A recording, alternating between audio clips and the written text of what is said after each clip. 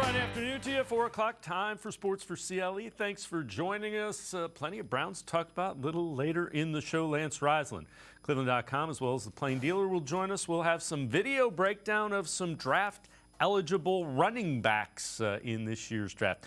And we begin by talking Browns. Fans are getting a little worried, but no need. Marquise Goodwin officially signed, sealed, and ready to go for the Browns. A veteran guy with some speed to add to the weapons around Deshaun Watson.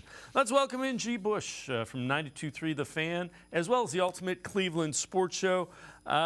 G. Bush, you and I were both calling for wide receivers. We got a couple of them.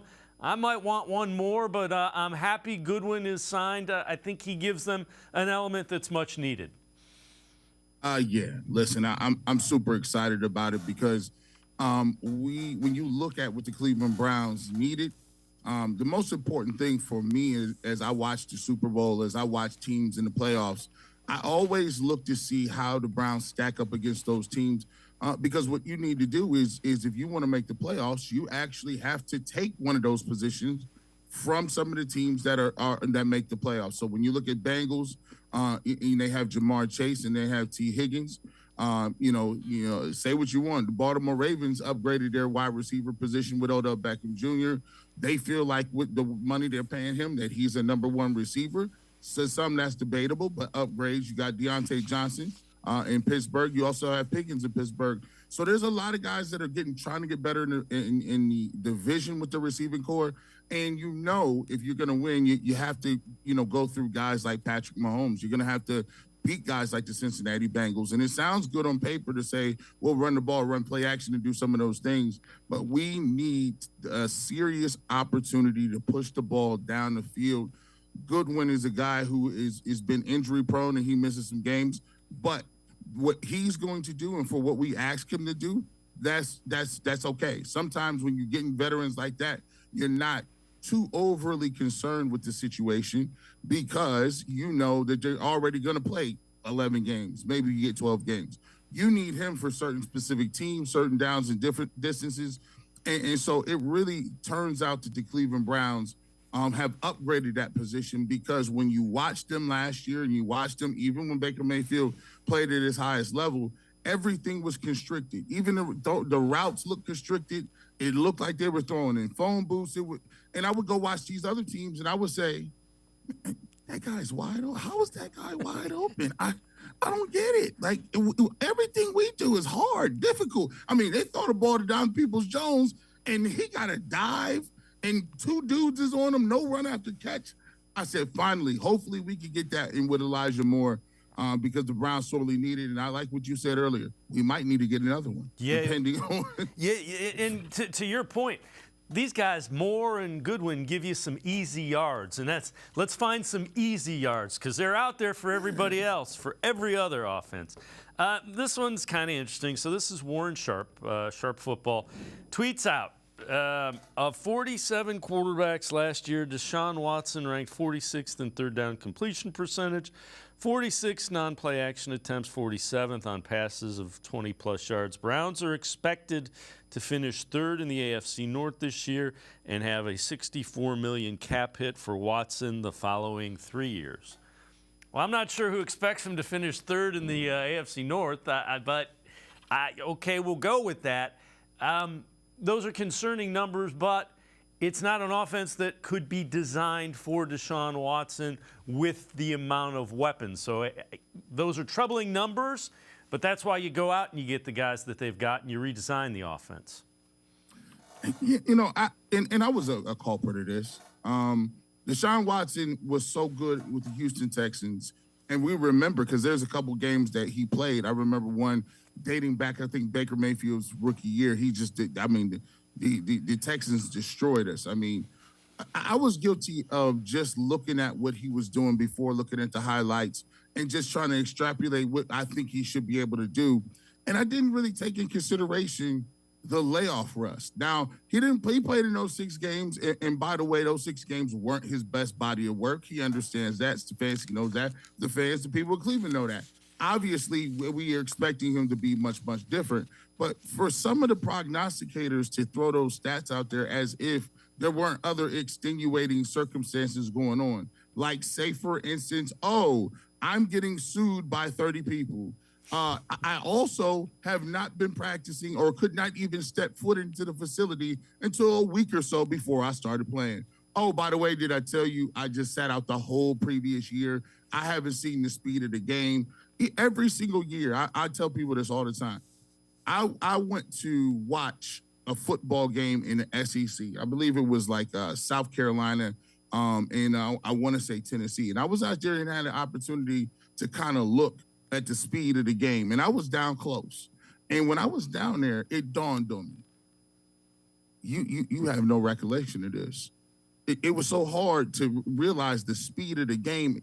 It exponentially gets faster every single year. So when you sit out as a quarterback and you have to read and diagnose and you got to change audibles and you got guys that are already in full mid-season form, camp is done, practices, OTAs, all of this, and you come in when people are in the midst of a playoff hunt and you think you're going to be throwing the ball and throwing for 4,000. No, it's not going to happen. I'm actually glad and excited he said what he said because that sets the expectation level. I hope Deshaun Watson hears everything loud and clear.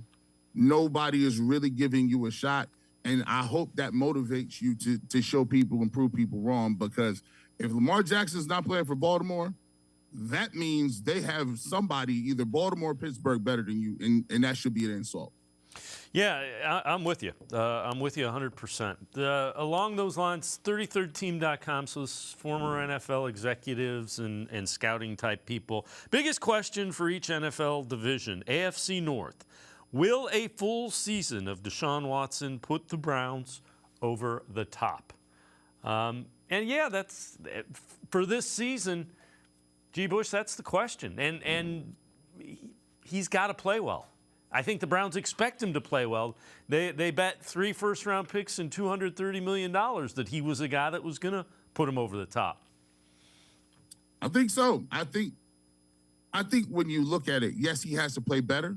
But I think one of the things that is really the most important is what does this offense under Kevin Stefanski look like? And I think a lot of people are kind of minimalizing it. Because I look at what Kevin Stefanski wants to do, and I've only seen Kevin Stefanski run one sort of type of offense. I've seen him here. I've seen him in Minnesota. I've seen the use of tight ends. I've seen the use of lots of different formations under center, but I haven't seen this wide open spread throw the football Kevin Stefanski offense. And frankly, I know he's a very smart guy. These Ivy League guys, you can't say that they don't know the game. My question is, can you fit a playbook as some of the best people in the league fit playbooks? I'll give you an example. Jalen Hurts for the Philadelphia Eagles, he got a package directly built around what he does, right? You go and look at Patrick Mahomes. Andy Reid is creative. He gave him something Patrick Mahomes can run. Kevin Stefanski's offenses seem like an offense that's built for guys that have, below average to above average game, but somewhere in that spectrum of average. And he's going to simplify the game and give you rudimentary throws, easy reads, and stuff that is conditioned on moving the chains. That's not a Deshaun Watson playbook. You need the downfield passing, the creativity and route combination. Hey, I haven't even seen a route combination with 3 receivers in a teacup formation. I haven't even seen bunch. There's certain things that I just have not seen from Kevin Stefanski that I believe are going to be the real key of unlocking what it is Deshaun Watson is. I agree with you. And this is a big year for Kevin Stefanski. He has a guy that he has this is a quarterback. He's never had a quarterback with this skill set. So take all of the constraints off of your offense and let your quarterback do what he does. And if he does that, and you've got every reason to believe it, he's got a great year out of Kirk Cousins. He got a great year out of Baker Mayfield. He got a pretty good year out of Jacoby Brissett. If he takes the chains off and allows Deshaun Watson, you could have something pretty special. This is hang with me here. So the Browns start their offseason program next week. You know, Monday, guys will be in town. And we're starting to hear some things about Perrion Winfrey that, quite frankly, G. Bush, we just don't want to hear. He's got that misdemeanor charge against him for somebody he was dating. And now you're starting to hear, well, you know, multiple sources, there were off-field issues dating back to Oklahoma. My question is this. At what point do they sit the young man down and say, look, this is it? Yeah, the leash has got to be pretty short with him, I would think. And usually I'm a player's guy. You know, I like to give people the benefit of their doubt. But let's be clear. Perrion Winfrey, I would bring him into my office and I would just say, look, you know, the legal team will figure out what it is. I don't get paid to figure that stuff out. I get paid to coach. But I'm gonna let you know something.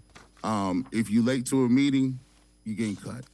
If you look like you just don't even want to like run hard in practice, you slowing up, you getting cut. If I hear anything outside of the you know, the building where it's some issues with you and your family, you're getting cut.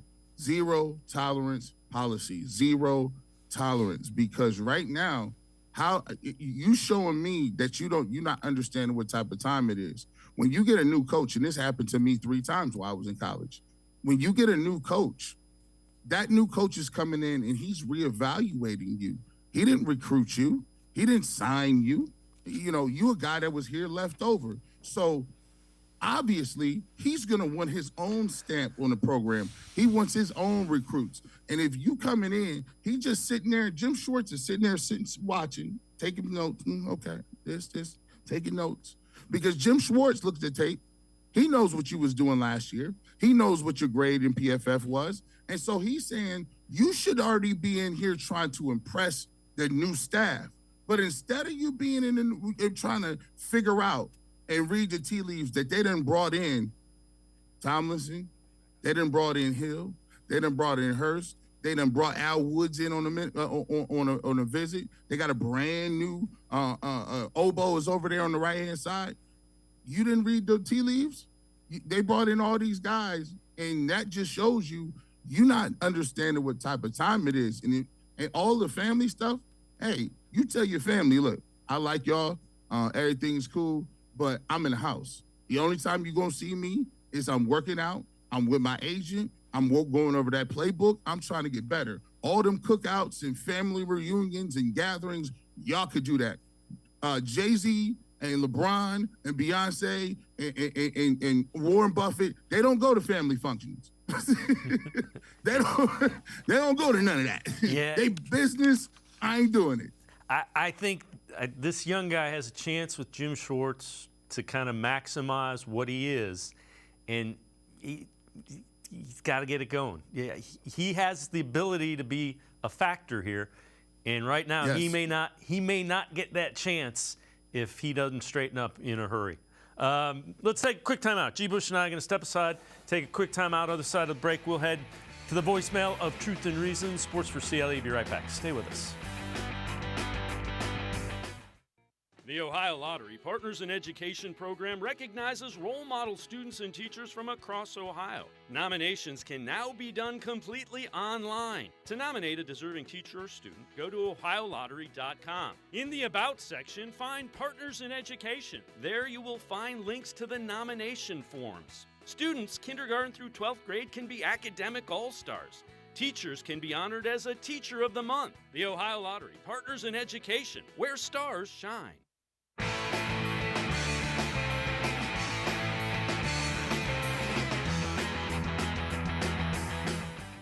We continue talking Browns with G. Bush from 92.3 The Fan and the Ultimate Cleveland Sports Show. Let's head to the voicemail of Truth and Reason.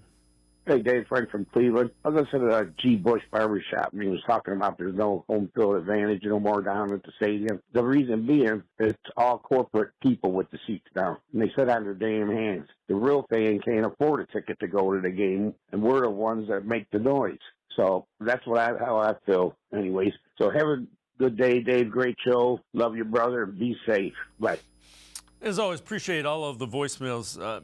G. Bush, I mean, it's kind of what's become of all sports, really. The $230 million contracts mean you got to get tickets, and there's all kinds of revenue. But I get it. He's right. He's absolutely right. And the Haslams, here's what the Haslams could do. By the way, they just did purchase the Milwaukee Bucks for, I don't know, another $500 million or something crazy, 200, whatever the case may be. They got a lot of money floating around. Now, the reason, and shout out to your, the fan mail. I did put that podcast out yesterday. And the reason that I put that out and what we were thinking about was, look, when I grew up, we watched the 80s in the dog pound. I'm really big into the lore and the history of the game. So I understand that when teams came into Cleveland, they knew what type of time it was. They knew that the dog pound was nasty. They knew that they was going to play in a dump of a stadium. Half the time they had a doggone baseball infield dirt in here. They had to spray paint the dirt to make it. It was a bad venue, period. It was cold. It was windy. Nobody wanted to come to Cleveland to play, and that was probably one of the best home field advantages in the NFL. Now you go, it's completely different. The atmosphere is very lenient to opposing teams. It's third down, and you could hear birds chirping. It's not the same feeling, and he's totally right. When you start to get the corporate sponsors and the corporate donors, and all of a sudden them tickets is used as a sales engagement with potential customers, now you take the atmosphere away. What the Haslams could do is simply, if you want to encourage the dog pounder to be the dog pound, you rope that section off, right? And you let people know, in these end zone seats, the end zone seats is going to be cheap. The end zone seat's going to be ready to go, and we ain't charging you a bunch of money down there. And it's unlimited drinks. you got to be careful, because as a guy who covered those teams, right, you used to get hit with dog bones when you were covering a certain area of the field, and I got hit with some milk bones, and you see some other things flying by. Bottlegate. Bottlegate. I think that shut a lot of stuff down. I'm with you. All right. These are 5 positions the Browns must add in the 2023 NFL Draft, according to Dog Pound Daily. Number 5, they go with running back. Number 4, they come in a tight end. Number 3, defensive tackle. Number 2, linebacker. And number 1, again, positions the Browns have to add in the 2023 draft, they go with quarterback. I think, yeah, they need to find their young quarterback. They may feel Joshua Dobbs is that guy. It'll be interesting to see. I'm with them with a linebacker and a running back. Those are the two that you got to find the succession plan in those areas. Man, look, I know y'all don't get it. A lot of people don't understand. They be tipped. If Deshaun Watson is not good, you're done. Yeah. Stop. So you're finished. There is no hedging. That's a little bit of hedging your bet right there. Nobody says, hey, the Kansas City Chiefs have, Patrick Mahomes in his prime. What's the number one thing that we can do to make their team great? How's about we get him a backup? People, what? Like, you can't, out of all the positions, you gonna get him a backup. You could have got a receiver. You could have got an impact guy to help him out on the defensive end and strip the ball, give it back to him. Maybe even a tight end, because Kelsey is kind of old, and you want him to learn from Travis Kelsey, or a running back these guys said quarterback. No, it's not. So Josh Dobbs or whoever the case is going to be, put back there, fine. We learned with Jacoby Brissett. When you got a backup plan, they play good for a certain time, certain reasons, certain circumstances, but that's not what we're doing. I'd have linebacker in that position as number 1 because, yes, we have some veterans that have shown they can play in Taki, Anthony Walker, Jacob Phillips. JOK is a guy who was hurt. All of those people ended the year on injured reserve. Yep. So, what are we going to do? And so when you on injured reserve, and trust me, I had like 20 surgeries or something. Like, when you have surgeries They are not going to play you and make you do day after day after day. They're going to be doing, all right, Monday, you're going to work, but we're not even going to have you in the huddle, no contact. You just be behind taking mental reps. Tuesday, you was out there for how long? 1 hour, hour and a half? We're going to get you treatment. You on the side by doing yoga, stretching.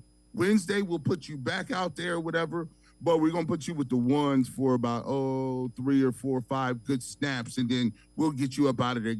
So when you're doing this and you're trying to keep a guy healthy while at the same time learning and establishing a defensive principle under Jim Schwartz, those two things are the exact opposite in the spectrum.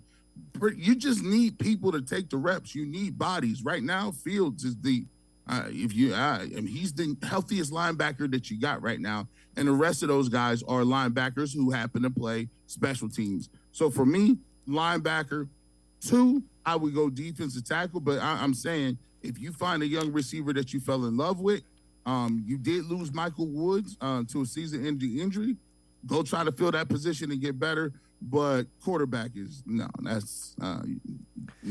Yeah, and to your point, linebacker, you're going to ask linebackers to do some things this year under Jim Schwartz you didn't ask them to do with Joe Woods. So you're going to ask them to do some different things. You go get one that kind of fits the profile of what Jim Schwartz likes. All right, before I let you go, this is kind of interesting. Browns hosting defensive tackle from Florida. Gervon Dexter, big guy, top 30 visit, had a formal interview with him at the Combine in Indianapolis as well. That tells you that's a guy that they're at least interested in, and there's a defensive tackle. You like him, and he's there. I like what he profiles.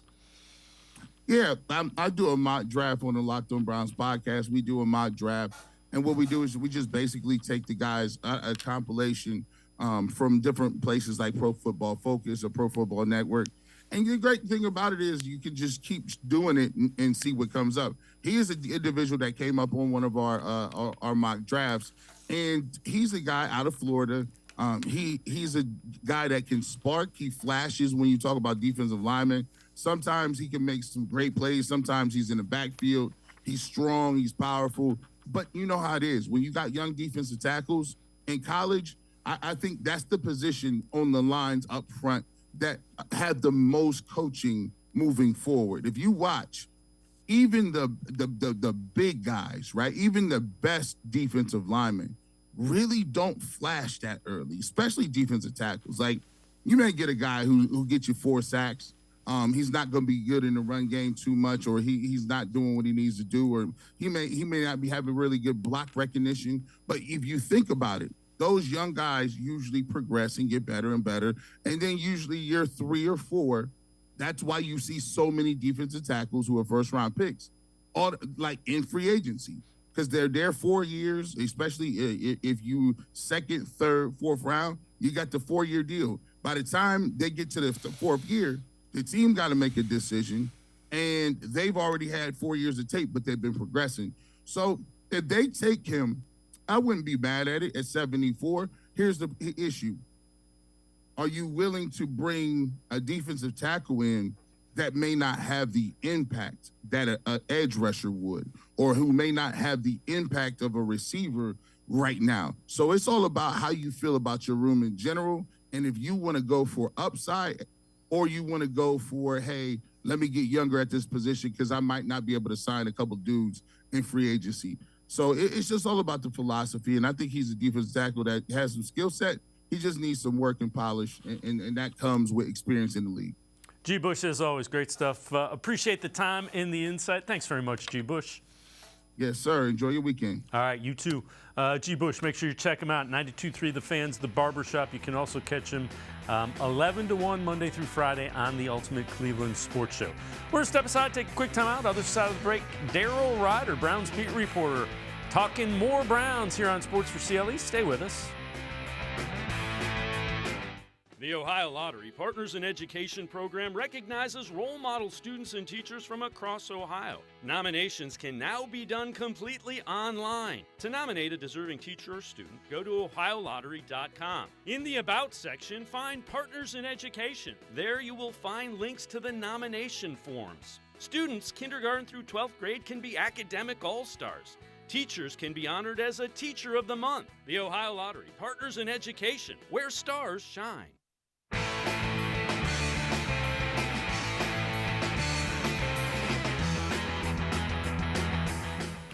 We continue talking Browns with Daryl Ruiter from 92.3 The Fan, and let's welcome Daryl in.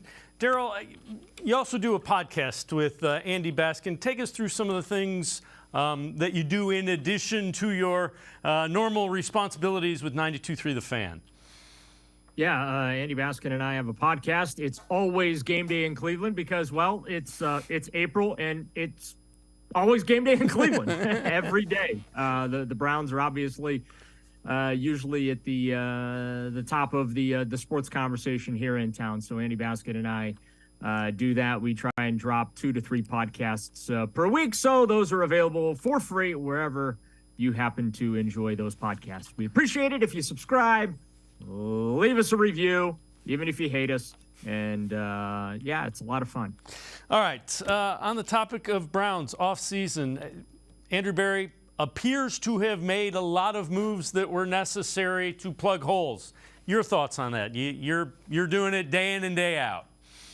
Well, he's 4 for 4 in winning off seasons, at least on paper. Obviously, the defensive line was an area that was quite deficient last year outside of players named Myles Garrett. They gashed for over 100 yards on the ground in 11 of their games. You can't have stuff like that happen. Thought defensive tackle was an issue that went unaddressed last offseason, and unfortunately, I happened to be right in that assessment. But this year, they did address it. Dalvin Tomlinson got the biggest contract in free agency to come in and try and fill in the middle of that defense. They also went out and spent some money on Ogbonnaya Okoronkwo to basically take over for Jadeveon Clowney, opposite of Myles Garrett. When you look at the secondary, I really like the pickup of Juan Thornhill out there to go ahead and, he replaces JJ3, who they cut with that June 1st designation to save almost $9 million in salary cap space. So when you look at what he did on paper, and obviously I'd be remiss if I didn't mention the Elijah Moore trade with the Jets, but when you look at what he did on paper, Dave, it's really hard to argue that Andrew Berry has not addressed the needs of this football team for a 4th consecutive offseason. And from my standpoint, now it's on the players and the coaches to go out there and just flat out get it done on the field. Yeah, I'm with you. And last year I think I said they were counting on young guys and they needed to step up at the defensive tackle position. They clearly didn't do that. Along the lines of Andrew Berry, I found this kind of interesting. This is from Greg Rosenthal, NFL.com. It's the NFL GM Power Rankings. He goes, Howie Roseman of the Eagles 1, Brent Veach of the Chiefs 2, Duke Tobin of the Bengals 3, and he has Andrew Berry checking in at 19. Rationale, if Watson doesn't play a lot better in 2023, Berry could be looking for another head coach or be in trouble himself, despite a lot of other smart decisions. I guess that's fair. I mean, when you give up what the Browns gave up for Deshaun Watson, if he doesn't get it done, there's going to be a lot of changes.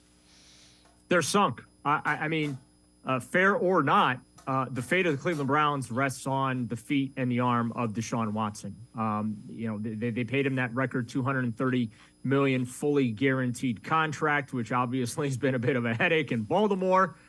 Don't certainly feel sorry about that, but the bottom line is Watson, understandably so, was underwhelming in his first 6 games coming off that suspension last season, and he has to be the player that he was with the Houston Texans here with the Cleveland Browns if this franchise is going to achieve what they hope to achieve. If Watson underperforms, they're dead in the water.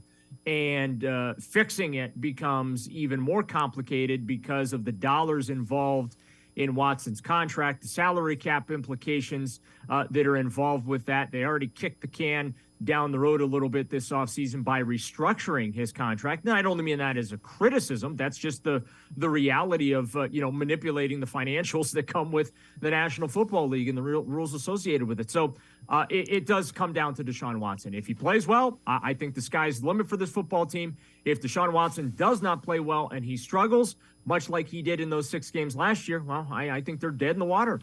Yeah, the thing that I keep coming back to, this is a really important year for Kevin Stefanski, not only as a head coach. Yes, it is. But think about the opportunity to tailor an offense, his offense, to a quarterback who he believes is elite. You say what you want about Kirk Cousins. I don't think you're going to confuse him as an elite guy. Same thing Baker Mayfield. Same thing Jacoby Brissett. The offense has been pretty good with those guys. It has a chance to be among the best. The question is, can Kevin Stefanski tweak it and give Deshaun Watson enough freedom to play to his strengths? I don't think the issue is X's and O's when it comes to Kevin Stefanski, to be perfectly honest with you. I have tremendous respect for his football acumen. He's spending a lot of this offseason redrawing the offense to play to Deshaun Watson's strengths. My concerns, if you will, when it comes to Stefanski is just leadership, point blank. Last year, they needed Stefanski to step up and lead on the defensive side of the ball when things were falling short, and he never did that. The good news is he went ahead and he brought in Jim Schwartz, and that will not be an issue now. Jim Schwartz absolutely will handle that side of the ball, and leadership there will not be a problem. Same thing in special teams with Bubba Ventrone. Although Mike Prefer was a pretty good leader there, he just was a victim of the fact that his unit did not perform. Made too many costly mistakes that put them behind the 8 ball, both offensively and defensively. That's what cost him his job. And then, of course, Bubba Ventrone actually becoming available and willing to leave the Colts to come here to Cleveland. That's also part of it. So, again, I'm not worried about Kevin Stefanski's ability to call plays, draw them up, scheme, whatever. Like, my concerns with Kevin Stefanski is, you're going to be a head football coach or are you just going to be an offensive coordinator? Because the Browns need a head football coach.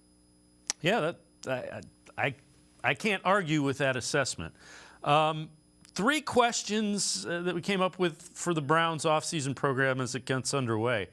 What are we going to hear as a narrative with Greg Newsom? Perrion Winfrey, what about his time and his future in Cleveland? And defensive leaders, do you think some of them emerge? Well, I think it's going to take time for defensive leaders to emerge. I mean, I think that Juan Thornhill is going to come in here and be able to hopefully solidify that secondary, right? As I called it, the Spider-Man meme defense that we saw last year, where everyone's just like pointing at each other and, no, it's you. No, I thought it was you. And I think those days are gone. But I think that leadership thing is going to just take some time to evolve. We all assume it's going to be Myles Garrett. Myles Garrett, for as great of a player, I don't know that he's a leader. I don't know that he's a rah-rah vocal guy. And again, that's not a criticism. That's just who he is. And you want your players to be who they are. JJ3 the last couple of years tried to be the leader. The problem was the play and what was happening on the field didn't really, jive with that a little bit. So I think the leadership's going to have to take care of itself. Perrion Winfrey, they got an issue there.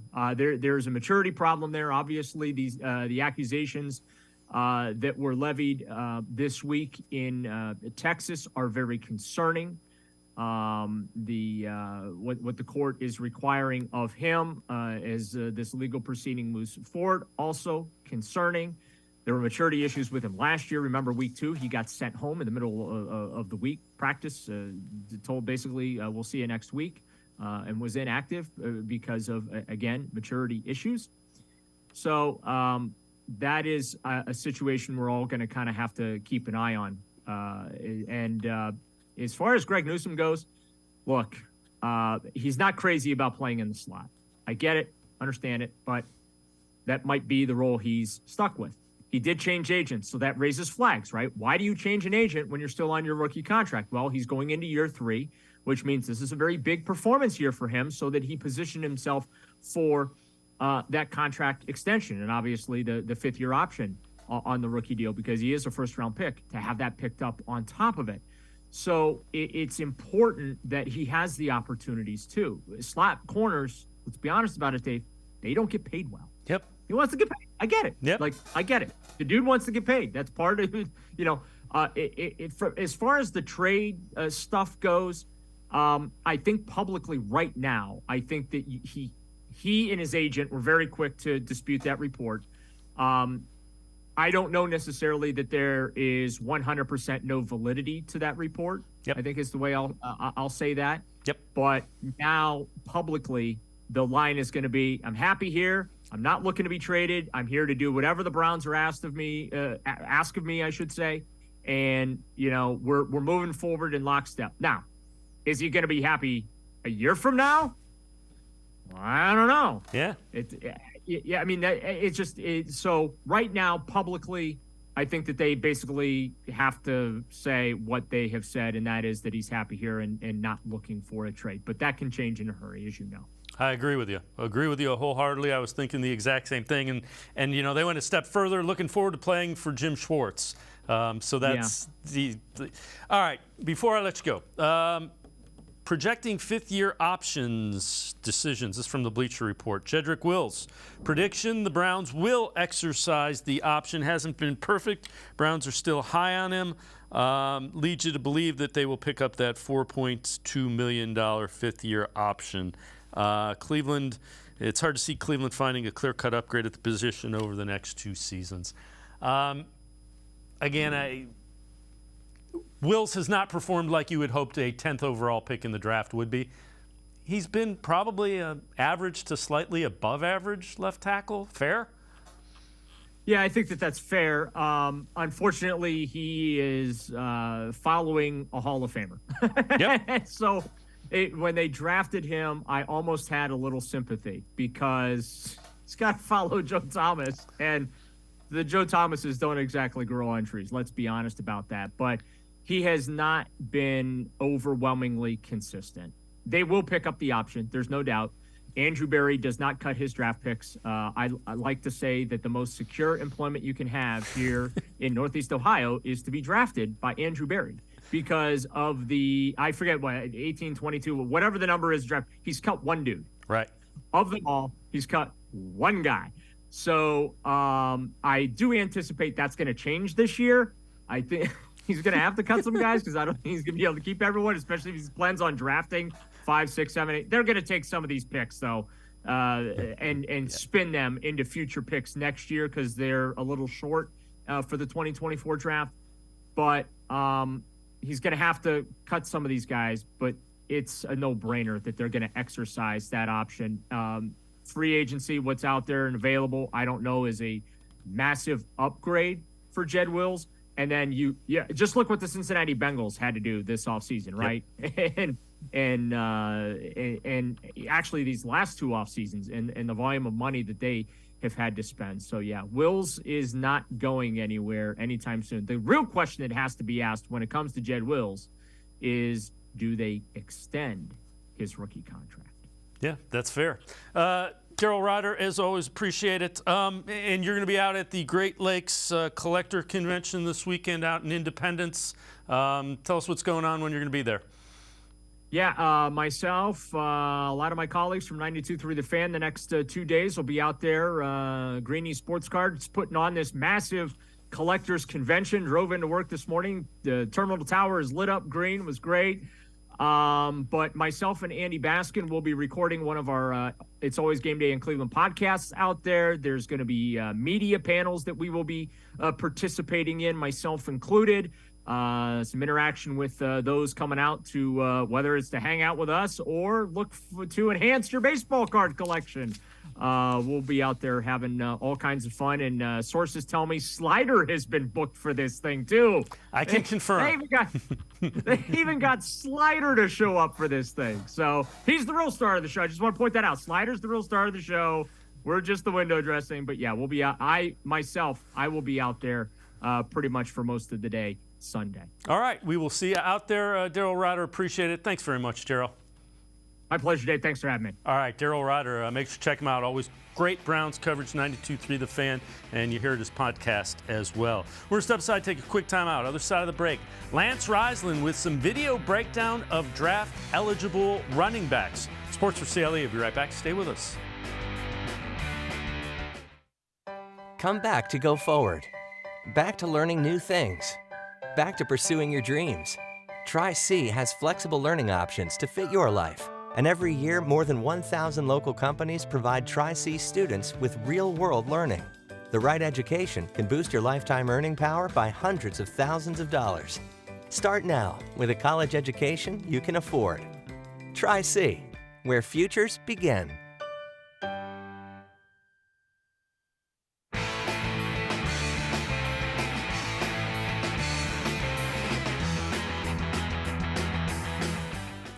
Sports4CLE continues. We continue talking Browns NFL draft creeping in, getting closer and closer. Let's take a look at some draft-eligible running backs.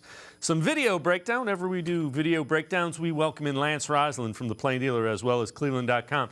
Lance, these guys that we're going to take a look at have the possibility of being available when the Browns select 3rd, 4th, 5th, 6th round, the kind of guys that they may look to add to that running back room. Yeah, a lot of value from rounds 3 on. A lot of value with running backs in late rounds in all drafts. But for each team's got to find what they need in terms of do they need a guy who can, a guy who can catch the ball in the backfield, more of a runner. Obviously, the Browns have been more with Chubb and Hunt. They've been more of a power running game, which I still think they'll be. They're going to have to find a guy who can kind of be really, really diverse in what he does. Power run game, catch the ball in the backfield, be in spread sets, be in empty sets, catch some receiver type routes, screens, pass protect. Guy who's got to be pretty versatile. He's got to be a home run hitter. There's some guys in the draft that have that fit that bill. And you look at the Browns and they've been so good at running back, and then you go, it's time for them. They're going to have to start moving on and finding what they want to do here moving forward. So the first guy we're going to take a look at, Devin Achane, he is from Texas A&M, is a guy that has a lot of speed, 4.28 in the 40. He's 5'9", 185. Tell us what you see when you break down Devin Achane. Well, first one you get is you get a long run here. Then you're going to get into out of the backfield, which I think is important for all these guys to catch the ball in the backfield. He's really sudden. He's twitchy. His ability to get the ball in space. The first clip you're going to see here coming up is a counter tray that the Browns run with the guard and the H-back. Gets in space. Again, he's got 10-1, 200 meter. And that's, guys are fast when they run 10-8, 10-9. 10-1-2 is you're pushing Olympic type speed. And that speed carries over to the field. Last year he had 196 carries, over 1,100 yards, 8 touchdowns, also caught 26 balls. Does a lot of things really, really well, even though he's undersized at 5'9", 185 pounds. He will pass block very well. He'll stick his nose in there. But he's a guy that gives, again, as we've talked about in the past, he's going to give Deshaun Watson some easy yards when he throws it out of the backfield. He can line up in the slot if needed, if they're an empty. He can do a lot of different things. He also brings a lot of versatility to the kick return game, both punt and kickoff. And he can also, cover on kicks. So there's a lot he can do. At that size, I say it's one thing that you have to worry about is anybody who's not huge, you worry about health, but all the physical tools are there, and this guy is as fast as it gets on the football field. Yeah, you can see the acceleration and the burst here. He plays in the SEC. That's against Texas, so he's running away from some pretty good athletes. The second guy we're going to take a look at from UAB, Dwayne McBride, 5'11", 215 pounds, so a little thicker, 4.46 40 time. What do you see from McBride? Guy who leans forward all the time. So first thing you get here is you get an outside zone with the Browns run, try to stimulate what the Browns do, runs the outside zone very well. Here they're going to run split zone. He makes a good jump cut inside for a touchdown. This guy is very, very heavy. He's Conference Player of the Year, 12 yards short of the rushing title last year in Division I with 112 less carries than the kid from Air Force. So a lot of production. He's very, very heavy. He'll push the pile. He's very low on contact. Great lower body strength. Has shown the ability to catch the ball in the backfield.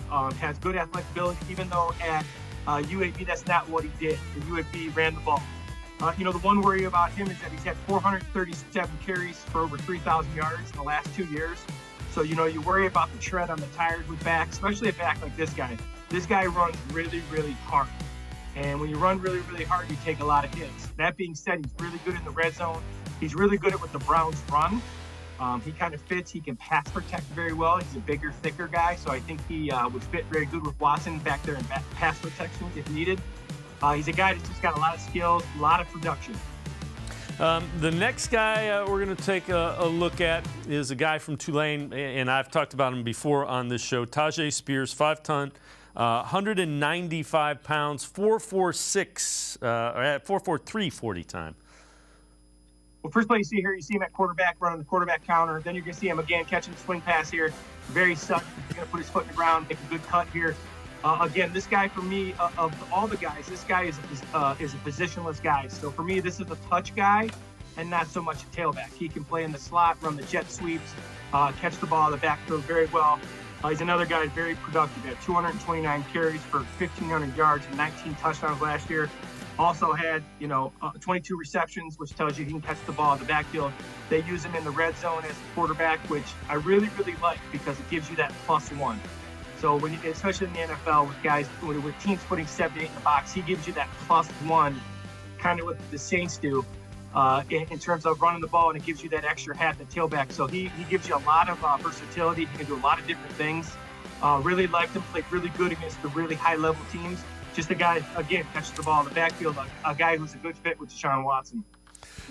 Yeah, again, Spears, a guy that with the ball in his hands, he makes things happen. Another guy that has been connected to the Browns, the next guy we're going to take a look at, Kenny McIntosh. Again, a little bigger, 6 foot, 208 pounds, 4.5 240 time from Georgia. That's a place that has had success with running backs in the NFL, including Nick Chubb.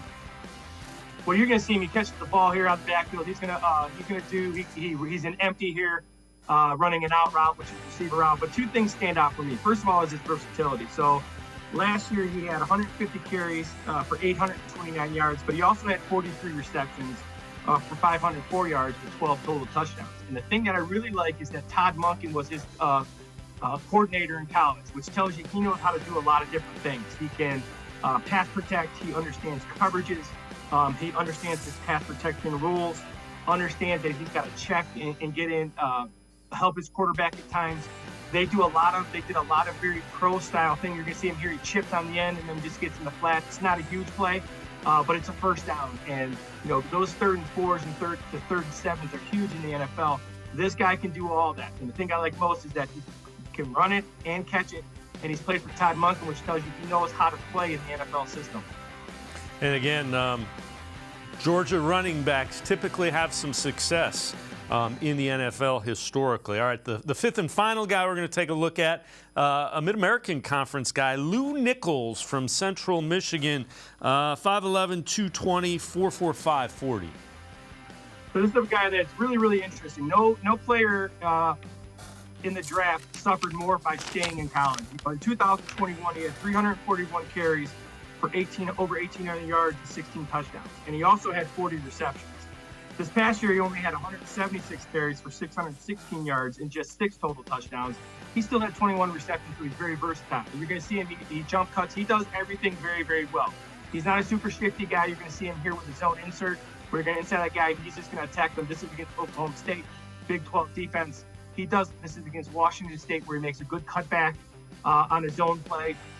The thing that he does very, very well is that he gets to the line of scrimmage and is very sudden and very fast when he gets to the line of scrimmage.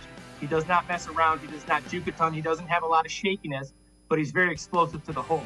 Now, the numbers scare people away, but it doesn't, because in the MAC, he runs behind offensive linemen who, when you're in the MAC as an offensive lineman, you need time to develop. And in that junior year, where he had over 1,800 yards rushing, he had 2 NFL caliber tackles, older guys who blocked very, very well. And then his senior year, he had younger kids in there that didn't quite open the holes, even though he still was very successful. But you're only as good as your offensive line. And, as compared to the Ohio States, the Michigans, the Notre Dames, these Power 5 schools, these MAC schools, they have linemen that play in the NFL too, but it's usually because they've been there 4 or 5 years. So that really hurt him. But he's got all the tools. He's downhill. He's big enough to pass protect. He'll have to do a little bit better job of pass protecting, but he's big enough and he's willing enough to do that. Again, a good fit with Deshaun Watson. And, Lance, when we talk about running back, Nick Chubb's there. Jerome Ford is a guy they drafted. But beyond that, it's, John Kelly, who's been on the practice squad. They're going to have to get a guy in the draft, I think, that they can develop alongside Jerome Ford. I would expect them to draft a running back. Do you kind of feel the same way? Yeah, and you get a lot of, when you look at it, you always, I don't know, I've looked at the Browns here 3 or 4 years now. They've been so loaded at running back from, Dearness Johnson to even Kelly, watching him at camp, he was very good. So they've had such good talent 3 or 4 deep. Now they don't have those bodies anymore. So obviously you have the first 2, but then from then on, it's, even Ford, he's unknown. He didn't do a ton last year, so he's unknown in terms of can he take for me as a running back is can you take the physical pounding that you're going to get day in and day out when you're the guy. And that's what makes Nick Chubb so impressive, that he takes that pounding and keeps going. So they're going to have to get a guy that they think can do a little bit of everything. And with Watson being more of a drop back guy, he's got to be able to catch the ball. With Stefanski being an outside zone run guy and a boot guy, they're going to have to find a guy who can do a lot of different things, which I think these guys can do. Lance Reisland, as always, great stuff. Appreciate the time and the insight. Thanks very much, Lance. As always, thanks for having me. Lance Reisland, make sure you check him out. Always really insightful breakdown of the film and video. Cleveland.com, as well as pages of The Plain Dealer. We're going to step aside, take a quick time out. Sports for CLE. We'll be right back. Stay with us.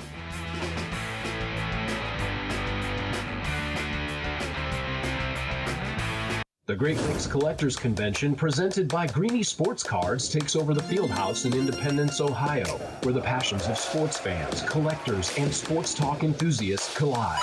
50,000 square feet of ball card bliss. Hundreds of display tables. Card Shop Live Theater with interactive appearances from the region's most notable sports media. Great cards, great location, great show. Tickets on sale now at greeniesportscards.com.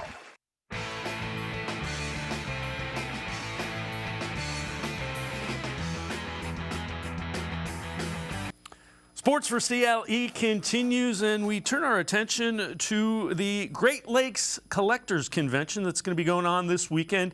Independence Fieldhouse next to Independence High School. We'll be out there taping a show that will air Monday from the convention, the Collectors Convention. Let's welcome in Mike Gioseffi. He is the president and the founder of Card Shop Live, co-host of the Sports Cards Nonsense podcast. Mike, appreciate the time very much. Now, you're involved with that Great Lakes Collectors Convention that we're going to be out at and doing our show there. Take us through what exactly Card Shop Live is, and it's really unique. Tell us how you developed it and some of the things that go on with it. Yeah, we're super excited to be involved in the card show. Card shows, in-person card shows are still one of the biggest draws in the industry, right? COVID kind of shut everything down, and we had Zoom, and we did everything online. But now that we're able to get back to be, person-to-person, face-to-face transactions, that's really what the hobby was based on. And so we're super excited to be involved there. Card Shop Live is a live selling platform. That's kind of become the new hot way to sell cards. Literally just going live from your webcam, your phone, going live in front of your audience of people and just selling cards. Like, hey, I've got this, Otani's hot right now. I've got this Otani card for sale. You've got a room full of people. So on Card Shop Live, you would come on, live auction it, let people bid for cards live. They could do that with single cards. So they come in and buy a pack of cards, literally just like going to your local card shop, but doing it virtually. And so you can do that with unopened packs, with cards. And I know you're heavily involved and really one of the movers of the industry. What's hot now? What is the hot card? What is the hot chase thing that everybody's looking for? Yeah, baseball is still, we call it baseball cards for a reason, right? Baseball is still the sport that drives the market. It's been the same way for the last 75 plus years. With the season just kicking off, baseball's super hot. Guys will kind of two separate areas. Guys will chase people who are in the league right now and fun to watch and fun to chase. So Otani's, the Trouts, the big names, and then also prospecting. Who's the next 19-year-old kid who's going to come up and be that Ken Griffey Jr. come out of nowhere. So that's hot baseball. And then obviously basketball. We've got The playoffs about to start. A lot of big names involved there too. So basketball is definitely picking up a lot of steam right now. You're also involved in charity. How important is that? I know you've had guys like Nick Swisher, who will be familiar name to Indians/Guardians fans, Barry Sanders. How involved are you in charity? Why are you involved in that as well?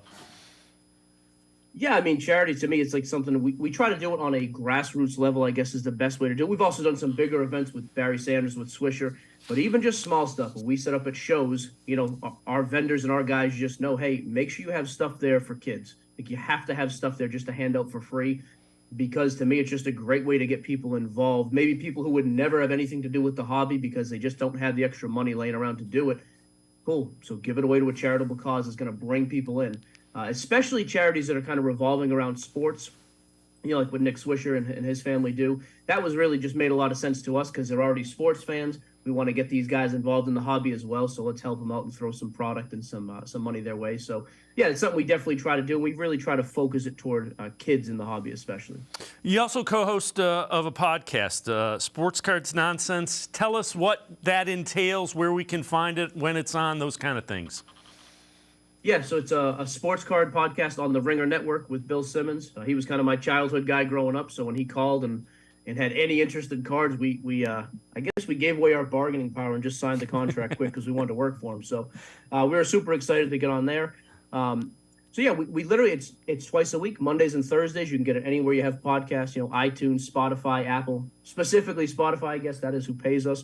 But yeah, we just kind of go through almost like an ESPN type of feel to it of, hey, what's happening in sports? Why is it relevant to the card market? And then how are values being affected? And then kind of a product review. You know, what's the new stuff coming out this week? You know, how do we feel about product we're seeing? So that's kind of the basic premise of the show. You're also involved in collecting as well, obviously. Tell me some of your favorite things that you have and some of the things that you're always on the lookout for. Yeah, typical Boston, just totally biased fan, right? So Brady, Larry Bird, Bill Russell, Pedro was my guy growing up, David Ortiz. So nowadays, too, it's a little bit different than when I was really young collecting. You can pull cards that'll come out of a pack with an autograph on it or with a piece of a jersey or something like that. And so that's kind of become the new craze. So I really chase guys of cards of the guys I grew up watching. But again, just a typical Bostonian, just everything Boston all the time, no matter what. All right, before I let you go, I would be remiss if I didn't ask you. We've got a baseball manager here, Terry Francona. Thoughts about him as from a Bostonian? Cleveland loves him. Thoughts of a diehard Red Sox fan, from what you're telling me, of Terry Francona. Hey, I had great memories of Tito growing up. We did pretty well with him. So, yeah, I had no problem with Terry. I have fonder memories of him than I had of some of the 03 and before managers. So I'm good with Tito. All right, Mike, as always, appreciate it. Thanks very much for the time. Thanks for your involvement with the Great Lakes Collectors Convention coming up this weekend in Independence as well.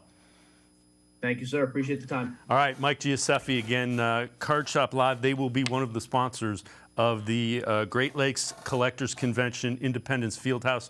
We will be out there taping shows for next week. Each week, in conjunction with the Ohio Lottery Partners in Education Program, we recognize a role model student from somewhere across the state of Ohio. Today, we travel to Richmond Heights High School.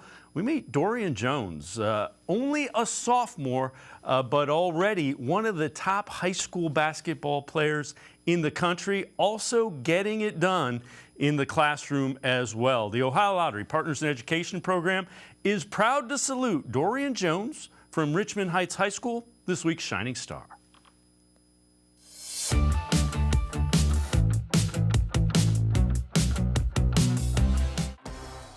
He's 6'5" and at times makes the game look effortless.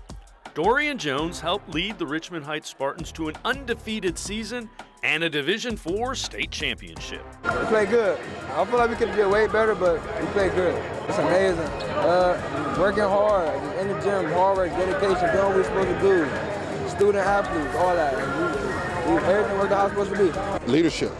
He's got to work on being a leader. He was starting here last year, so he had to be a leader. He had to grow up fast. You know, we're a young team. Him and De'Eric had to grow up fast as leaders. The Spartans had no seniors starting for them on their championship team, and Jones' leadership was very evident. He was named Division IV Player of the Year in Ohio, but is always interested in how he can improve. So what I need to work on is defense. Defense is a big part of my game, so I got to keep working on my defense, work on being shot ready. And the pluses to my game, I can shoot, I'm a combo guard, I can pass, I can rebound, I can do all the above. That's real good. I mean, because there's not enough for him. He wants to keep getting better, so we want to keep pushing him. We're very hard on him. He accepts that role. He's mature for his age. In his sophomore season, Jones was at his best on the biggest stage. He set a Division IV championship game record with 7 three-pointers made. Great shooter. There's still some mechanical things we can work on to make him even better, but you know, he's still young. He's a sophomore. He has 2 more years, so we have a lot to work with. It's real big, man. I just know I've been working in the gym, working on my shot, so I know it's going to go in, so it made me happy. Jones is attracting attention from college coaches already. Ohio State, Arizona State, Toledo, and Cincinnati have already offered scholarships. That number continues to grow. Jones understands, even at his young age, the importance of getting it done in the classroom as well. Good student. I mean, the faculty love him. He's got a great personality. He's just easy to work with. A lot of pride. Without that, we wouldn't be here today saying we stay champs. What we do is we have study hard after school every day, just a team. Whoever need help with work, they get their work done. Whoever need help, they help them. And that's how we make sure our grades are straight. Math and science. Why do you like those? I don't know. I just like nature and math. I just like numbers. It'll be fun to watch Jones continue to grow and develop over his final 2 years of high school. Good kid. Wants to be a real great player. He's a sponge. You can fill him with a lot of information. And right now, he's one of the better sophomores, definitely in Ohio and probably in the country. If you know a student who deserves recognition, we want to hear about them, and you can nominate them completely online. Go to OhioLottery.com. Find the About section. Click on Partners in Education. There you will see links to nomination forms. Nominate that student as an academic all-star, and they could end up being featured as our next shining star. Well done, Dorian Jones. Want to remind you, we will be out at the Independence Fieldhouse by Independence High School tomorrow, Saturday, recording a show. So come out and see us, part of the Great Lakes Collectors Convention that is going on from 10 o'clock until 4 o'clock tomorrow and Sunday as well.